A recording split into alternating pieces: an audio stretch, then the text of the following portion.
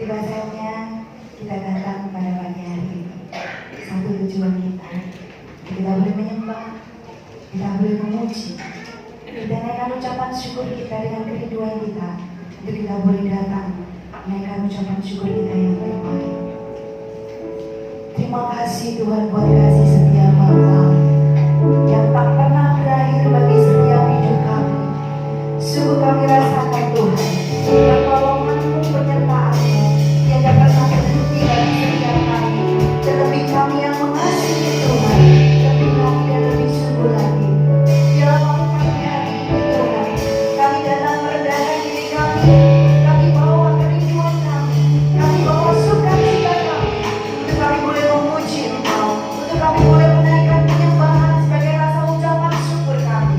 Terima kasih Tuhan, kami yang tinggal di saya, 2-3 orang atau lebih, bahkan kami lebih saat ini.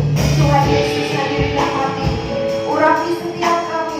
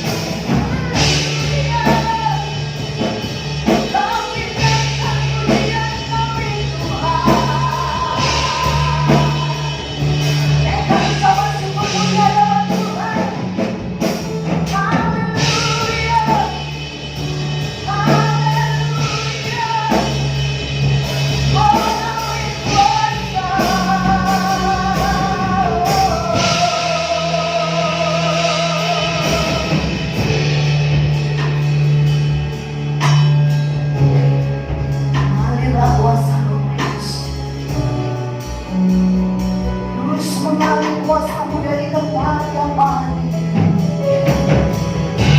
Kami cinta Tuhan. Kami cinta kuasa-Mu mengalir di tempat ini, memulihkan,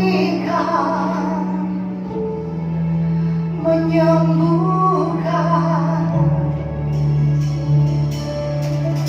Haleluya, haleluya, haleluya. Ya Roh Kudus, ya Anakku, penuhi kami.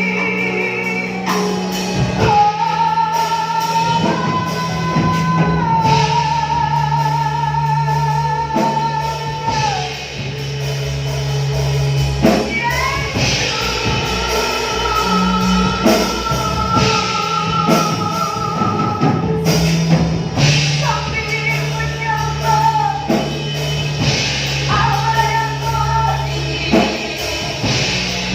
Engkau hadir. Terima kasih, terima kasih Tuhan. Terima kasih Yesus. Terus bekerja dalam setiap hidup kami Tuhan. Kami akan terus bersorak meninggikan nama-Mu. Sebab hanya Tuhan Yesus, Allah kami yang hidup, Allah yang tak pernah meninggalkan kami, Allah yang tak pernah melepaskan kami dari kasih-Nya.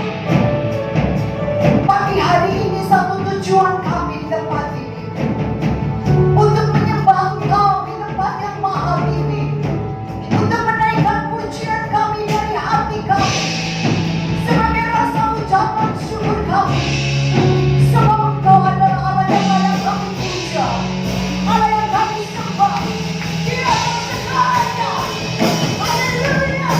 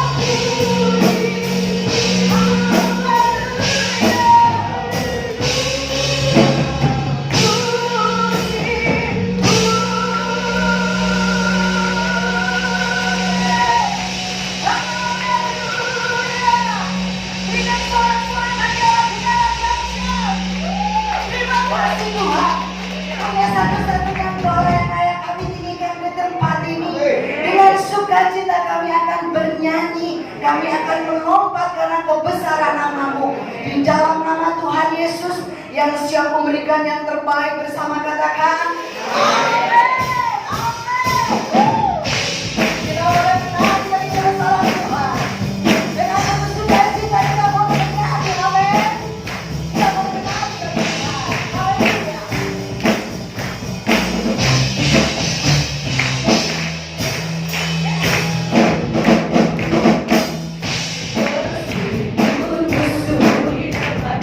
Tangan menghadap.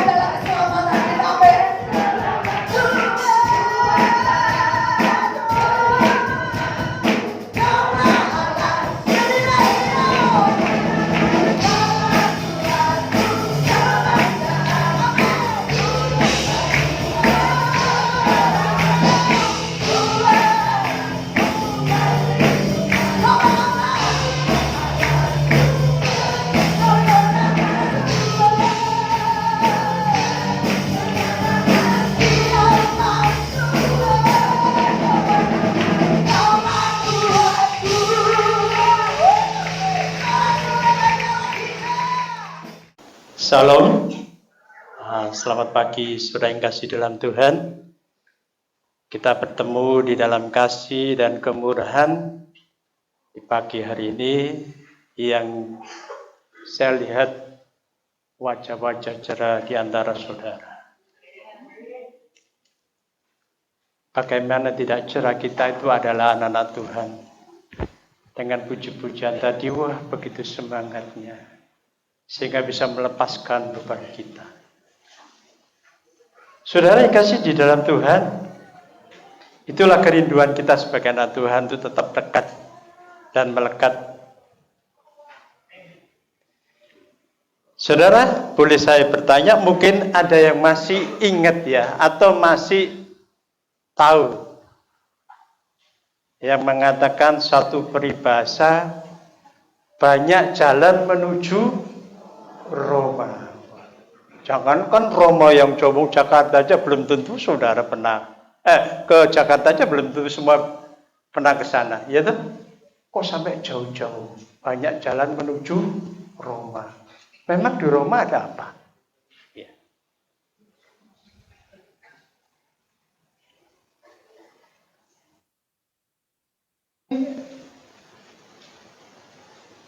Pertama kali dalam bahasa Latin, yaitu kurang lebih 312 sebelum Masehi.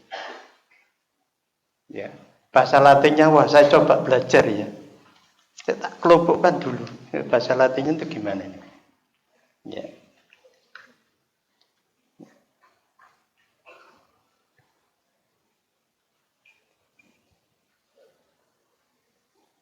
Karena pada waktu itu, saudara masih ingat sejarah-sejarah dulu, bangsa Romawi itu adalah mempunyai kekuasaan yang besar, menjajah sampai ke seluruh bagian wilayah bumi, bahkan sampai ke Mesir. Sehingga ketika bangsa ini menjajah di dalam kekaisaran Imperium Romawi, banyak harta jarahan itu dibawa ke Romawi. Sehingga banyak dibuatlah jalan-jalan ke sana.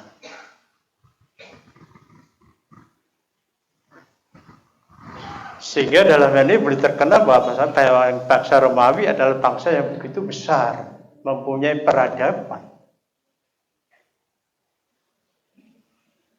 Banyak orang juga bertanya dan berpikir, banyak jalan menuju surga. Ya. Wah, kalau ke surga itu kan bisa lewat jalan A, jalan B, jalan C. Itu pemikiran kita sebagai manusia.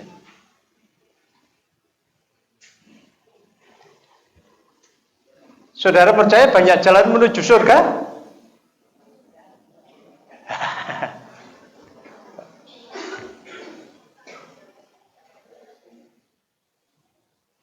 Tidak banyak jalan menuju surga.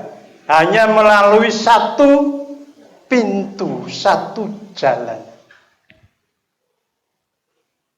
Jadi kalau ada angin pengajaran bermacam-macam yang mengatakan bahwasanya banyak jalan menuju surga, saudara harus berpikir 1000 kali. Hanya jalan satu-satunya, yaitu melalui Yesus.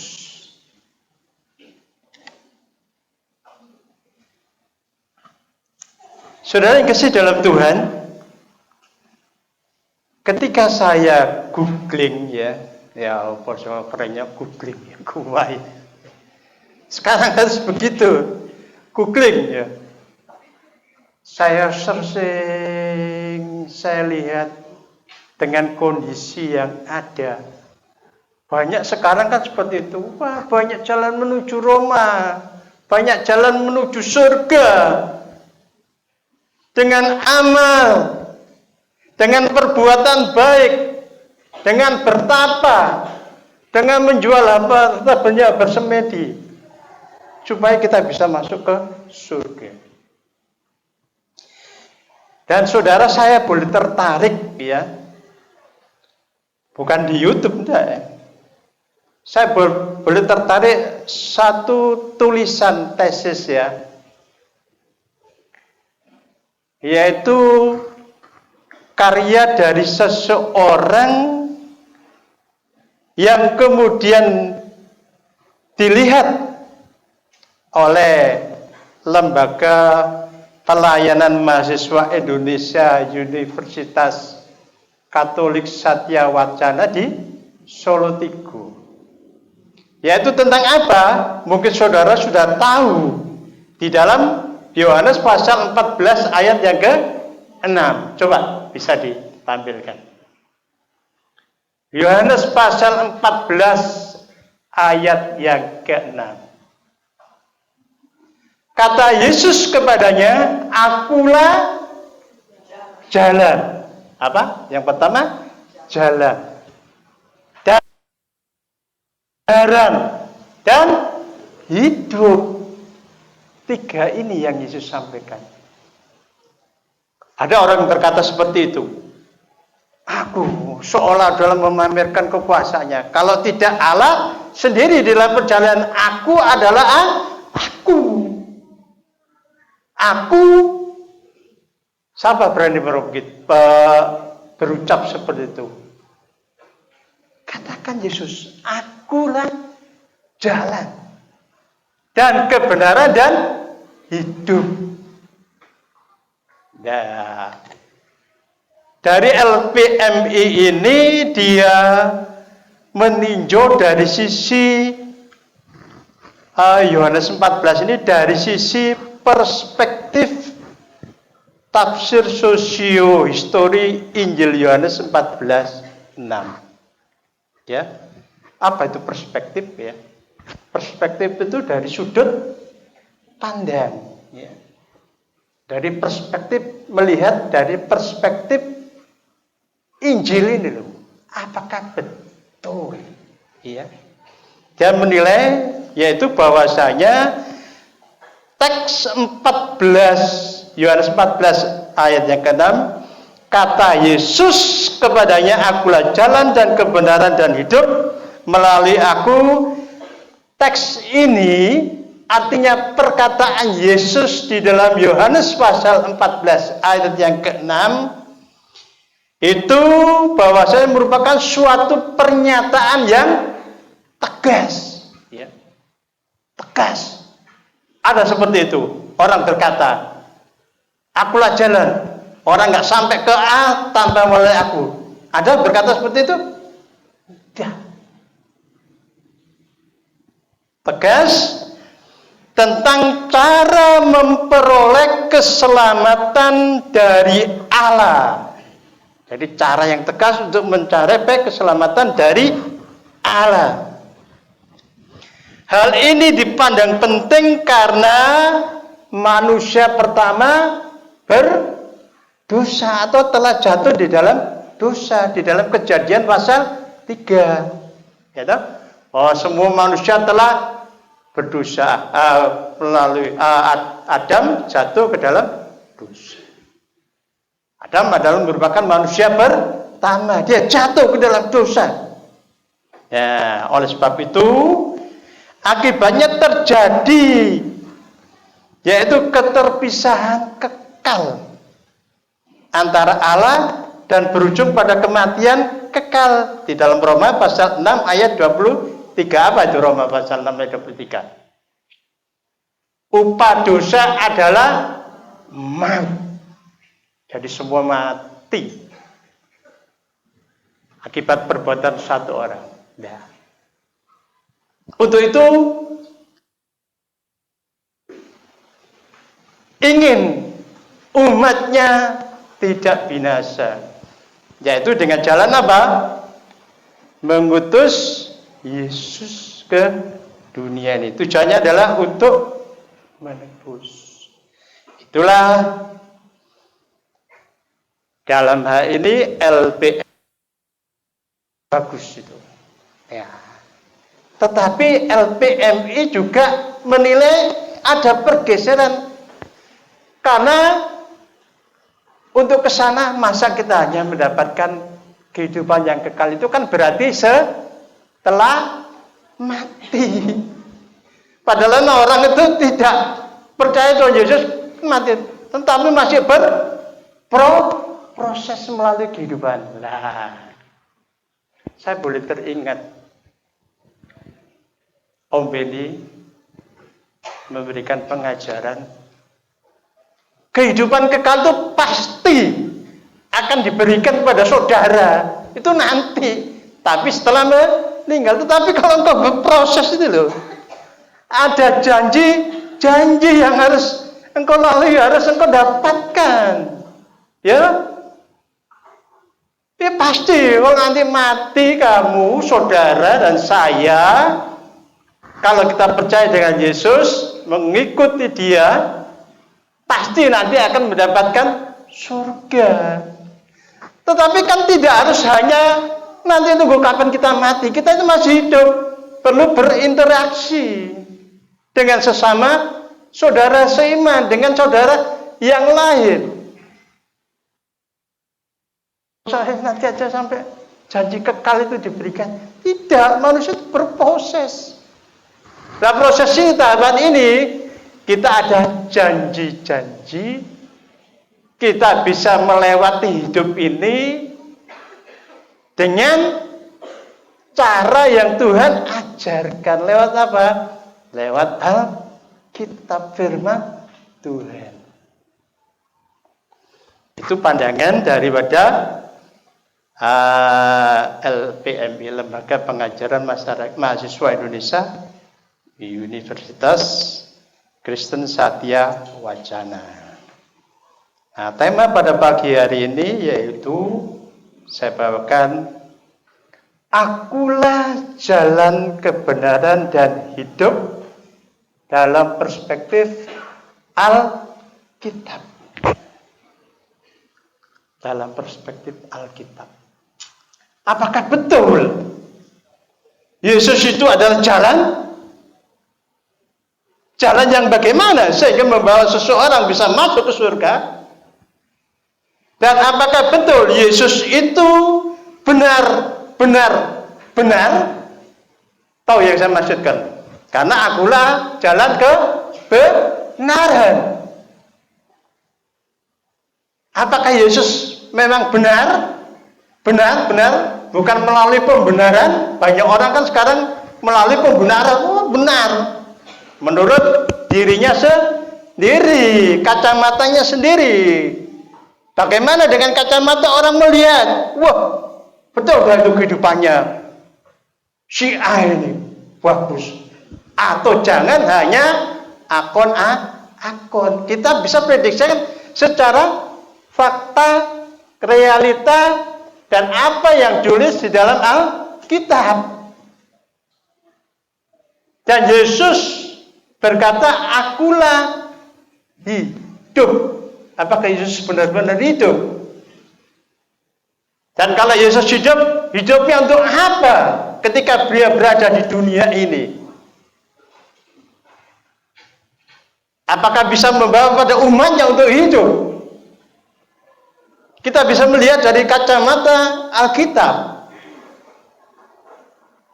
Dan kalau hal ini memang benar, baru Yesus kita akui bahwa mereka benar-benar, bahwa Yesus itu adalah jalan, kebenaran, dan hidup. Ada 3 poin. Jalan, kebenaran, dan hidup. Ada orang berkata jalan, kebenaran, dan hidup sama. Tapi kalau kita perhatikan, Yesus ada juga sebagai jalan. Dia adalah juga kebenaran.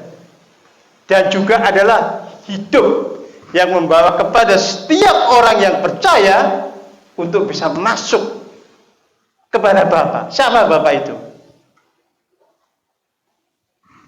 Alkitab nanti akan jelaskan. Surganya Bapa. Sebab banyak orang berpandangan, wah banyak jalan lah. Iya betul. Jalan menuju kemana? Kalau ke Jakarta banyak, iya. Bisa naik darat, bisa laut, bisa udara, bisa jalan kaki.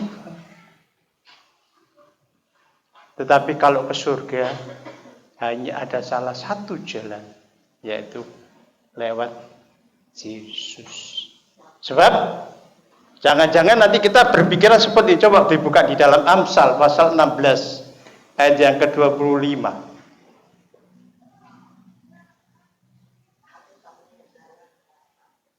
Iya, salah satu jalan harus ada, Yesus salah satu jalan. Ada jalan yang disangka lurus. Iya. tetapi ujungnya menuju maut. Jangan-jangan nanti mungkin banyak orang berpikir banyak jalan. Tapi ingat, Amsal katakan, pada jalan yang disangka lurus, tetapi ujungnya menuju maut. Wah, sekarang ini jalannya lempeng. Ini ngikuti ini aja. Ujungnya menuju maut. Sesuai dengan tema tadi, yaitu akulah jalan kebenaran dan hidup dalam perspektif Alkitab. Kita yang pertama yaitu Yesus berkata, kita coba cek, Yesus berkata, akulah jalan. Ya. Saudara tahu jalan? Ya. Jalan di dalam perspektif, di dalam kamus pengertian yang umum, yaitu merupakan prasarana yang digunakan masyarakat untuk melintas. Baik menggunakan kendaraan ataupun cara lain. Jadi jalan itu adalah sarana untuk seseorang bisa sampai kepada tujuan. Ya. Pengertian umum jalan. Yesus adalah jalan kehidupan. Dia membawa kehidupan seseorang menuju tracknya. Melalui firman-Nya, melalui perkataannya, engkau bisa melihat dan membaca di dalam Alkitab selama 3,5 tahun. Ya. Yesus katakan, akulah jalan. Dialah jalan yang membawa kehidupan seseorang untuk ke Allah. Coba baca di dalam Markus pasal 12 ayat yang ke-14. Orang-orang itu datang dan berkata kepadanya, Guru, kami tahu engkau adalah seorang yang jujur dan engkau tidak takut kepada siapapun juga, sebab engkau tidak mencari muka, melainkan dengan jujur mengajar jalan Allah dengan segala kejujuran. Berikutnya saudara, engkau mengajar jalan Allah. Ini adalah tentang, yaitu Yesus. Seorang bertanya mengenai apakah saya boleh membayar pajak? Boleh kok. Lihat mata uang. Lihat mata koin. Gambar apa ini? Gambar aja, iya bayarlah. Bayarlah Tuhan, bayarlah kau padamu. Uangmu pada persembahanmu kepada Tuhan. Jalan Allah. Jalan Allah hanya bisa dilewati lewat Yesus. Sama, similar di dalam Lukas pasal 20-21. Pasal 20-21 tentang sama. Yesus mengajar jalan Allah. Ibrani 10 ayat 20. Ibrani.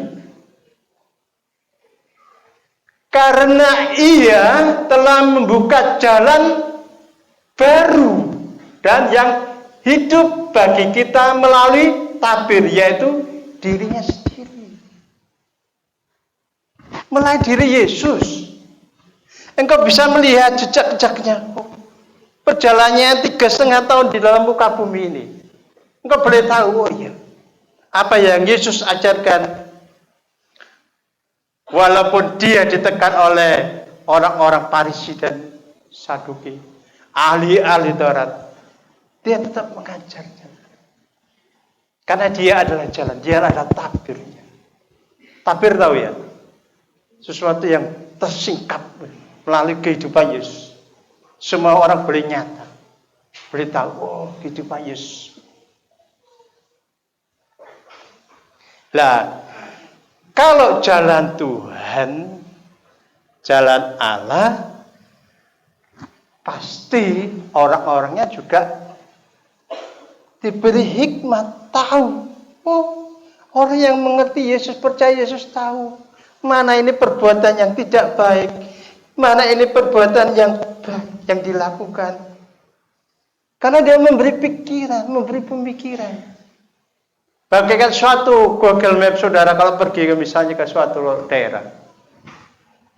Engkau setel 50 meter ada rest area, nah, bisa minum. 100 meter belok kanan ada tikungan tajam. Oh iya. Lewat apa Alkitab engkau sudah tahu. Bukan Google Map-nya. Kalau Google Map yang sudah diupdate, tidak ada yang salah, tidak ada, pasti cocok. Kita saja yang mungkin membacanya, ya. Soalnya saya pasti ini, ini Google Map-nya, ya belum diupdate. Saya lapor, Google Map belum diupdate, itu apa milan? Yang cara kan drivernya aja, ya, gitu kan. Iya toh. Iya. Kalau yang sudah diupdate, pasti cocok. Dia mengerti perjalanan kemana. Yesus memberikan petunjuk. Dia bagaikan jalan. Supaya saudara dan saya tidak terjerumus. Supaya saudara dan saya bisa sampai ke tujuan yang engkau inginkan. Tujuanmu kemana? Tujuan kita adalah ke surga. Tetapi sebelum ke surga, janji-janjinya semua yang ada di Alkitab harus dan layak saudara dapatkan. Karena itu janji-janji dari Allah itu sendiri.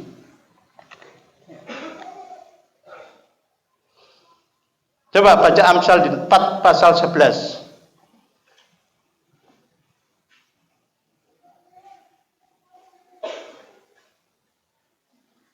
Amsal 4:11, sudah. Aku mengajarkan jalan hikmat kepadamu, kepada setiap orang yang percaya. Aku mengajarkan jalan hikmat kepadamu. Aku memimpin engkau di jalan yang lurus. Tuhan memberikan hikmat kepada setiap orang yang percaya dengan memberikan kuasa Roh Kudus-Nya. Sehingga dia memimpin kehidupan saudara dan saya supaya jalan kita menjadi lurus. Oh iya deh. Kalau perbuatan gini ini gimana bisa apa enggak? Ada Roh Kudus menegur. Oh jangan. Jangan engkau lakukan. Yesus memberikan teguran lewat Roh Kudus.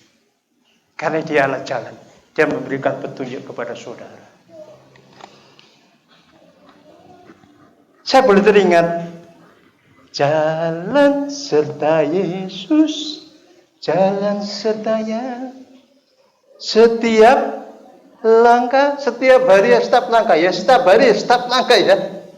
Jalan sertanya selamanya. Jalan waktu susah, jalan waktu senang, tidak ada waktu susah saja, waktu senang. Jalan sertanya selamanya. Oh disambung. Jalanmu tak terselami. Wah yang betul. Jalan Tuhan tak terselami. Ada yang tahu terusannya? Jalanmu tak terselami oleh setiap hati kami.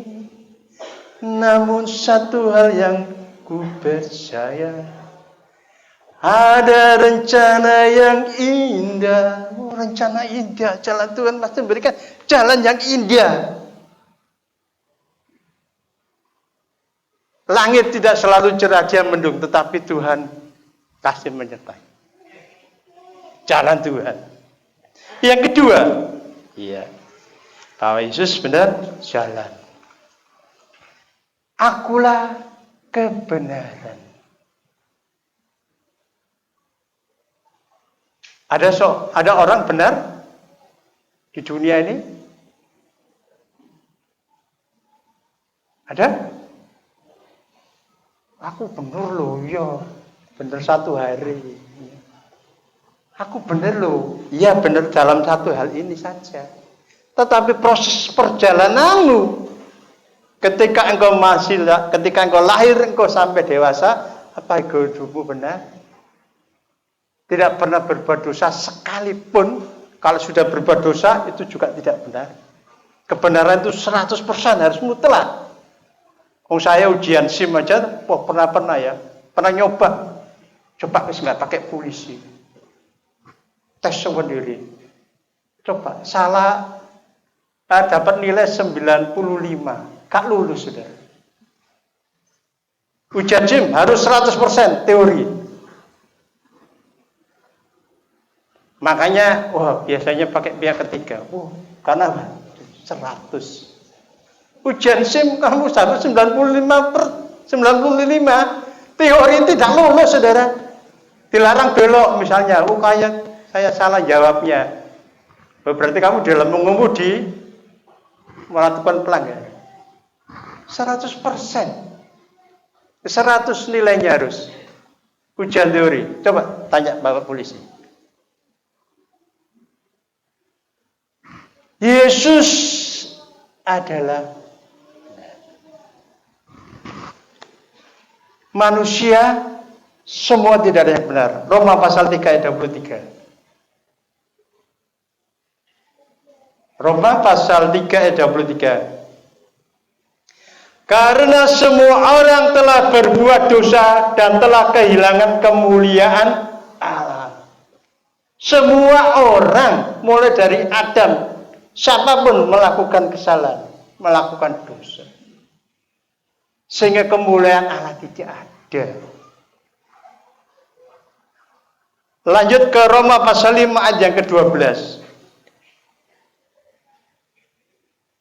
Roma pasal 5 ayat ke-12. Sebab itu sama seperti dosa telah masuk ke dalam dunia oleh satu orang dan oleh dosa itu juga maut. Demikianlah maut itu telah menjalar kepada semua orang karena semua orang telah berbuat dosa. Semua orang telah berbuat dosa, termasuk saudara dan saya. Kita lihat Yesus, ya. Kita lihat Yesus. Apakah Yesus berdosa dari kacamata Alkitab? Dari kelahirannya. Kita melihat dari perspektif Yesus. Apakah Yesus berdosa? Menurut penelitian, ya, sel telur dalam rahim seorang bayi ditentukan oleh, yaitu ketika sel telur itu telah dibuahi, darah bayi tidak pernah tercampur dengan darah ibunya selama ia berada dalam kandungan. Aliran darah mereka terpisah, seorang bayi tidak pernah bercampur dengan darah ibunya selama ia berada dalam kandungan. Seorang bayi dapat saja memiliki golongan darah yang berbeda dari kedua orang tuanya. Seorang wanita dapat memiliki yaitu refus, ya, atau faktor, faktor resus, ya. Resus biasanya darah itu. Kenapa resus itu? Yaitu resus adalah antigen atau protein yang ada pada permukaan sel darah merah. Jika sel darah merah Anda memiliki faktor resus, golongan darah Anda adalah resus positif. Sebaliknya jika tidak, golongan darah Anda resus negatif. Golongan darah resus yang paling umum adalah resus positif. Kita lihat Yesus, kelahiran Yesus. Yesus dikandung di dalam janin Maria, bukan melalui sel, yaitu melalui hubungan. Benih Roh Kudus. Darah juga tidak bisa mengalir karena darah harus lewat ke plasenta. Jadi yang hanya adalah sari-sari makanan saja itu ke bayi. Tetapi darah tidak, bayi. Jadi sejak dari kandungan, Yesus tidak mempunyai bibit dosa. Maria hanya dipakai sebagai tempat saja untuk benih Allah. Nah, dari segi ilmiah, sekarang bagaimana? Secara Alkitabiah, coba kita buka di dalam Lukas pasal 1 ayat yang ke-35. Jawab malaikat itu kepadanya, Roh Kudus akan turun atasmu dan kuasa Allah yang Maha Tinggi akan menaungi engkau. Sebab itu anak yang akan kau lahirkan itu akan disebut Kudus. Anak Yesus Kudus. Dari benihnya. Nah, setelah melahirkan baby Yesus dan beranjak ke masa pelayanan, satu kesalahan pun tidak Yesus lakukan. Ya. Kita tidak baca, tetapi coba dilihat Lukas pasal 6 ayat yang ke-7. Ini orang-orang Farisi berusaha untuk mencari menjerat Yesus, kesalahan Yesus. Tetapi tidak ada kesalahan satupun.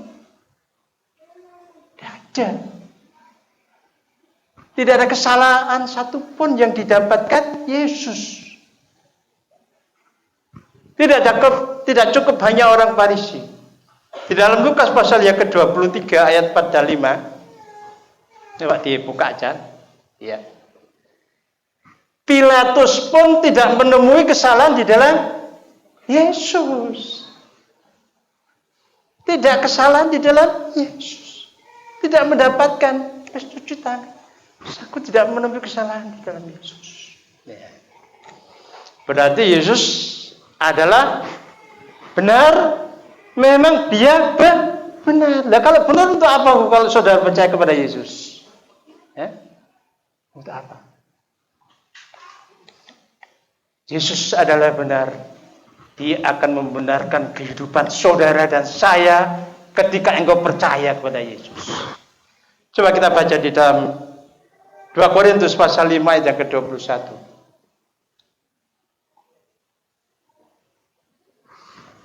2 Korintus pasal 5 ayat yang ke-21.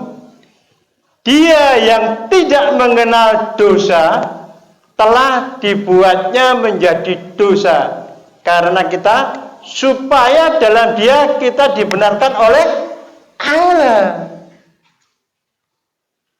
Yesus benar.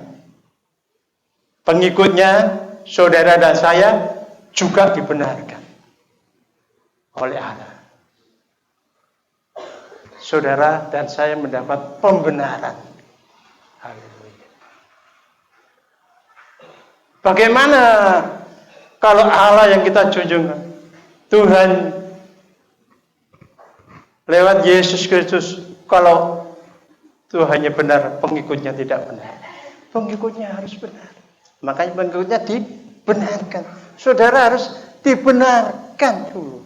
Baru saudara bisa layak sampai pada Bapa. Hasil pembenaran yang dilakukan Yesus ketika dia mati di dalam kayu, di salib Golgota, itulah yang akan memperdamaikan saudara dan saya. 1 Petrus pasal 2 ayat yang ke-24, coba dibuat. Ia sendiri telah memikul dosa kita di dalam tubuhnya di kayu salib, supaya kita yang telah mati terhadap dosa hidup untuk kebenaran. Saudara hidup untuk kebenaran. Saudara harus dibenarkan. Saudara harus hidup benar. Dan hidup saudara harus untuk kebenaran. Haleluya. Oh, Yesus benar-benar jalan kebenaran. Yang ketiga,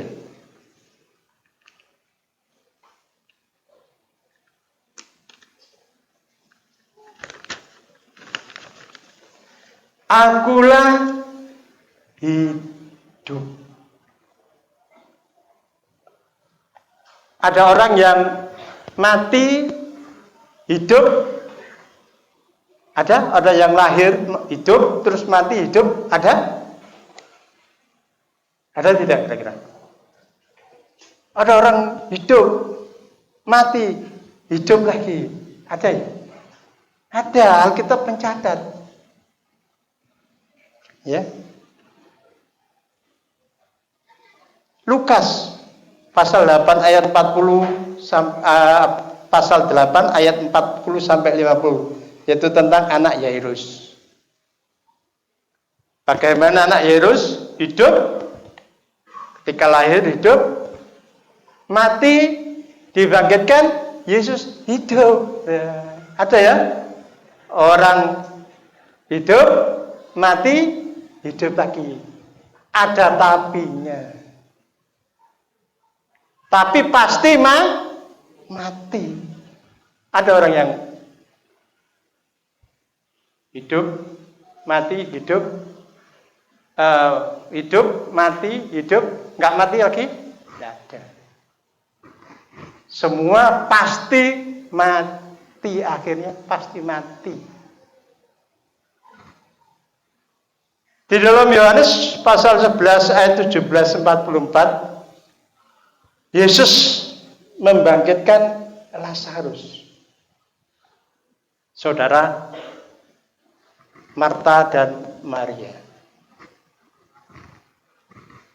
Lazarus mulanya hidup, kemudian mati. Yesus membangkitkan. Tapi akhirnya pun juga Lazarus mati. Jadi semua orang pasti mati.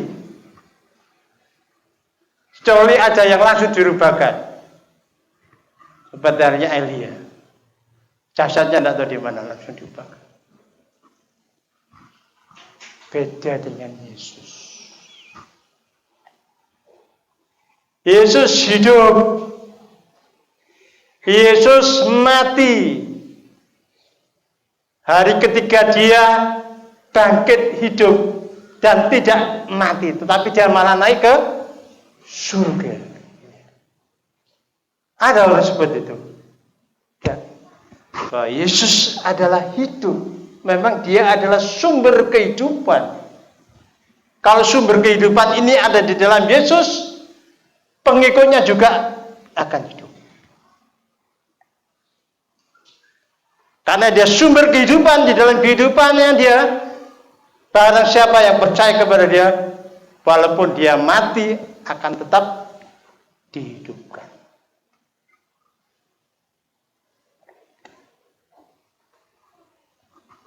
Yohanes pasal 11 ayat yang ke-25. Yesus adalah kehidupan. Jawab Yesus, akulah kebangkitan dan hidup. Barang siapa percaya kepadaku, ia akan hidup walaupun ia sudah mati. Ya pasti saudara tidak saya pasti mati. Tapi ketika suatu saat, Maranatha, saudara hidup. Karena saudara percaya Yesus dia adalah sumber kehidupan itu.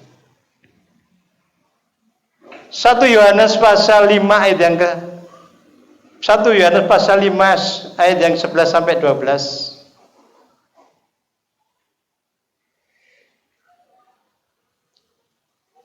Dan inilah kesaksian itu, Allah telah mengaruniakan hidup yang kekal kepada kita, dan hidup itu ada di dalam Anaknya. Hidup itu ada di dalam Yesus. Ayat yang ke-12. Barang siapa memiliki anak, ia memiliki hidup. Barang siapa tidak memiliki anak, ia tidak memiliki hidup. Dia adalah sumber kehidupan. Kalau saudara saya percaya, dia memberi kehidupan kepada saudara.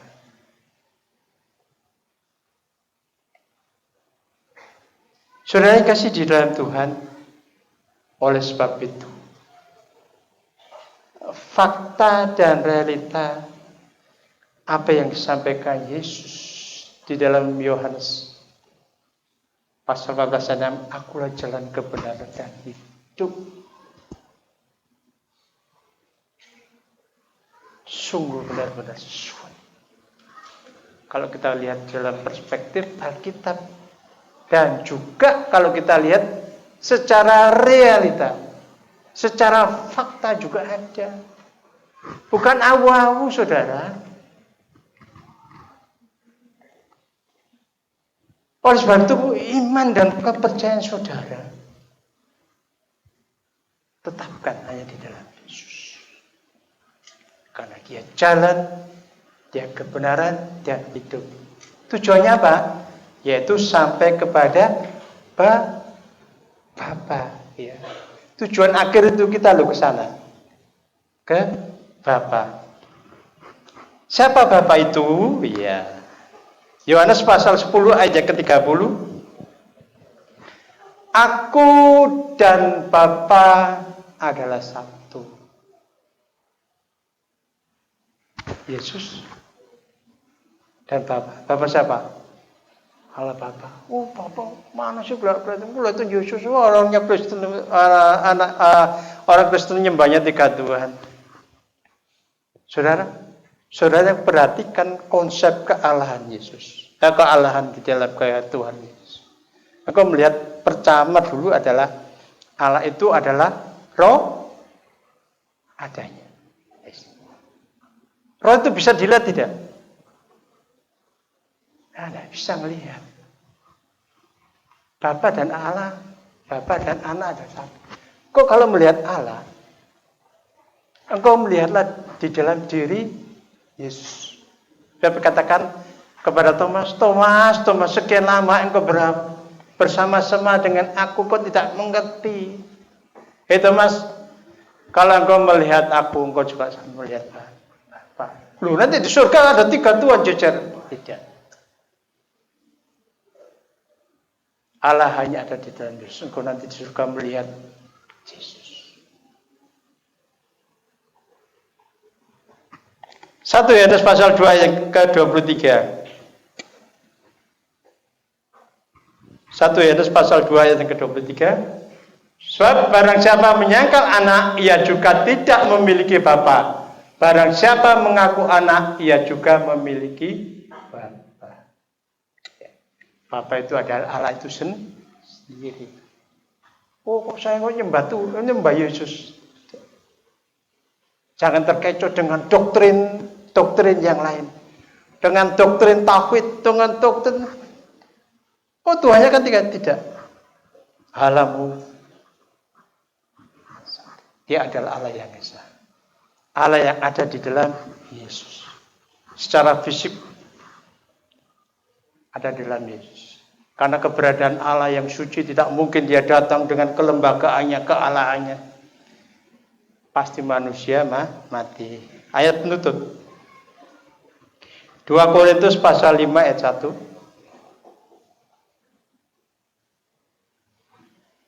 Karena kami tahu bahwa jika kemah tempat kediaman kita di bumi ini dibongkar, Allah telah menyediakan suatu tempat kediaman di surga bagi kita.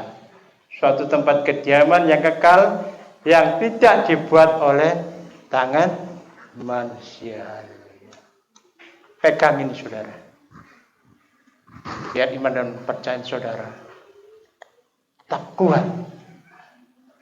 Tidak diombang-ambingkan oleh berbagai macam pengajaran yang membawa iman saudara tertarik untuk berbalik.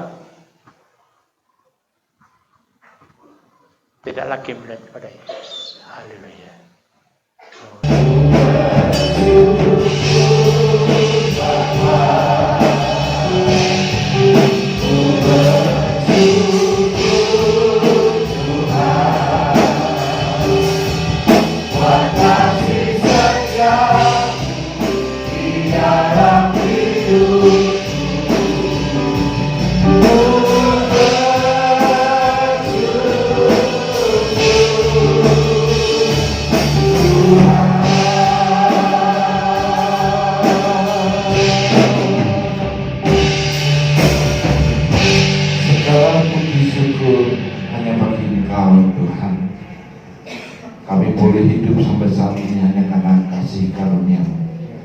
Kami boleh ada sampai saat ini hanya kemurahan dan bela hidup ini selagi kami masih hidup. Kalau kami bekerja untuk menghasilkan buah untuk Engkau. Kau memakai setiap kami, seluruh jemaat, seluruh para pelayan, semua yang percaya pada Engkau. Kau memakai setiap kami, bahkan Kau memberkati. Dalam setiap kehidupan kami, Kau juga menyertai kami. Kami percaya Kau tidak pernah meninggalkan setiap anak-anak, tapi Engkau yang selalu menjaga, melindungi. Maka saat ini kami mengangkat tangan kami berserah padamu. Kami percaya Engkau turun tangan, memegang setiap tangan anak-anak, dan Kau memberkati setiap kami. Maka sekarang setiap jemaat dikasih Tuhan, pulanglah dan terimalah berkat, terimalah kasih, terimalah sukacita, terimalah damai sejahtera daripada Allah Bapa di dalam cinta kasihnya Tuhan Yesus Kristus, serta dalam persekutuan Roh-Nya yang kudus selalu menyertai Engkau, selalu menjagai, melindungi, bahkan memberkati Engkau mulai saat ini sampai Maranatha Tuhan Yesus datang kedua kali. Bila kita menerima semua berkat ini hanya di dalam nama Tuhan Yesus Kristus, dan bila kita semua percaya dapat katakan amin. Selamat siang, Tuhan memberkati.